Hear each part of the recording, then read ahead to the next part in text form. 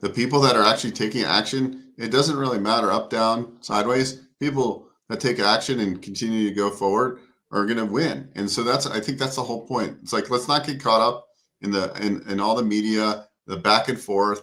It doesn't get you anywhere. And it's like, I just want to know the facts. Like, just give me the facts and let me understand it. You know, if I before I've asked you like economic questions, I'm like, okay, is this true? And you're like, yeah, I've studied economics for 35, 40 years. That is true. And so that's all I want to know. Over the last several weeks, I have been talking with real estate agents, real estate brokers, mortgage brokers, and one thing has become self-evident is I think there's clearly been a vibe shift post-election. It certainly feels to me that there are more people looking to make investments, more people thinking growth versus fear. But you know what? I think the ultimate tale will be Mr. Bo Eckstein, the concierge to small business lending. Let's figure out what's going on with small business lending. Are people buying businesses like Cody Sanchez? Are people looking at and evaluating franchises? Are they sticking their toe in the water and looking at vending? Bo, what is going on? Have you seen any difference post-election, or am I just all wet? Well, I mean, from my standpoint, when I talk to the banks that do a lot of SBA lending, they're all extremely busy. Absolutely extremely busy. The bank that I work with is the largest franchise lender in the nation, or I would say first or second. I don't know the exact number. They are backlogged with franchise startups.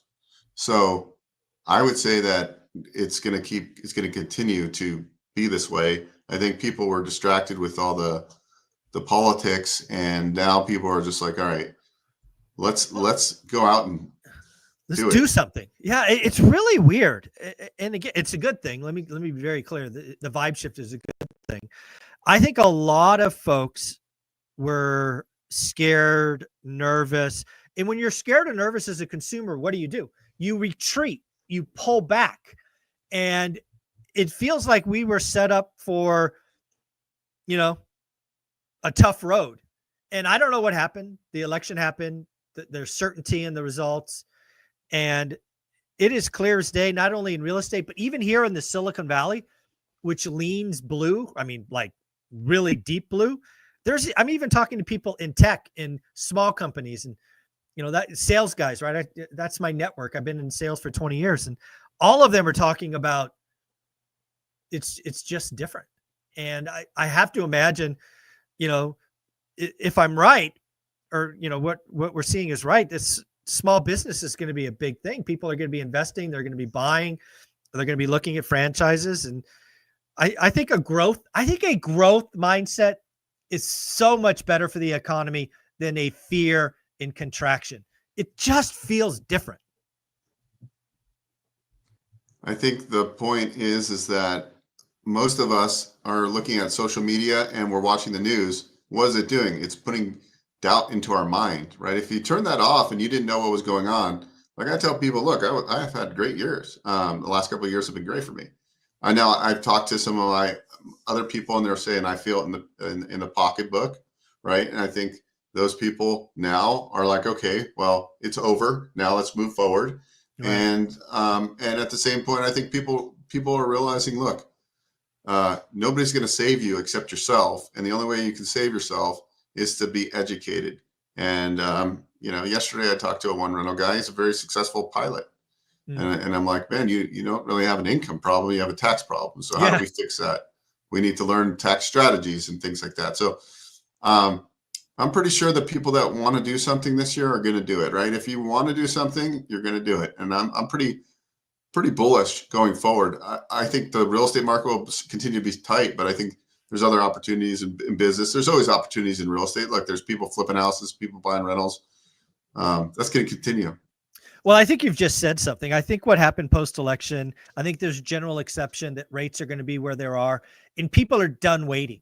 I think there's a lot of people that were just waiting to wait, and they're like, okay, I give up. I'm not waiting. I'm going to do the thing. Is the thing buying a primary home? Maybe. And again, if you look at the mortgage data that came out this morning, it's up 12.4%. Who the heck saw that coming when we got rates at 7%? I really do think consumers are to the point where they're like, I'm done waiting. I'm going to make a move. I'm going to do a thing. And in small business, that might be, I'm going to buy that franchise. I'm going to buy some vending machines. I'm going to go do what Cody Sanchez does and buy a small or medium-sized business with seller financing or whatever. I just think consumers are done waiting. And again, I've told people for years, consumers can contract for about 6 months. Typically speaking, consumers aren't great at pulling back for a long time. And you know what? We've had 6 months of contraction and pullback and waiting and nervousness and fear. People are done with that nonsense. They're enjoying the holidays. They're making moves. And I think 2025 could prove to be an interesting year. I'm bullish on 2025, and I think it's all what you make of it. At the end of the day, the people that are actually taking action, it doesn't really matter up, down, sideways. People that take action and continue to go forward are going to win. And so I think that's the whole point. It's like, let's not get caught up in all the media, the back and forth. It doesn't get you anywhere. And it's like, I just want to know the facts. Like, just give me the facts and let me understand it. You know, if I before I've asked you like economic questions, I'm like, okay, is this true? And you're like, yeah, I've studied economics for 35, 40 years. That is true. And so that's all I want to know. And then I want to know, like, well, is real estate going to go up? Is the price of my house in Las Vegas, is it going to be worth more in 20 years? Our rent's going to be up? Yes. Okay, well, maybe owning a house makes sense, right? I look back the other day, sometimes I go through all the real estate I've sold that I've owned. And I bought my first house in San Ramon, California, when I was 22 or 23 years old on a lease option. I owned one side. It was like a duplex, but you owned a half side. And I bought it on a lease option. I couldn't qualify in the beginning. And I did the lease option. I set the price at $325. A year later, it appraised at $375. I was able to take it down and purchase it. Then I did a house hack. I didn't know what a house hack was. I rented a room to my friend Josh, and I rented a room to my friend Joe. And they paid the mortgage, right? Then I moved out and I moved to Tahoe to open a mortgage company. And then I said, oh, well, I'm moving. And my brother was looking for a house. So I sold it to my brother. But that house that I paid $325 in whatever 20 years ago, it's worth $1.2 million today. Okay. Why didn't I just keep that house? Why didn't I keep that little duet? Right.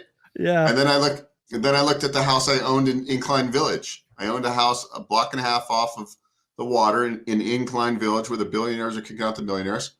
During the downturn, I was financially stressed, so I had to sell that property. Somebody bought that house and remodeled it. It was on the market for $3.2 million. So I had bought it for $595 back in the day. So the point is like, look, we know if you can hold real estate long term, you're going to be it's going to make you money. So that was a learning lesson for me. It's like, look, you gotta set it and forget it and own it and get the mortgage paid for, taken care of.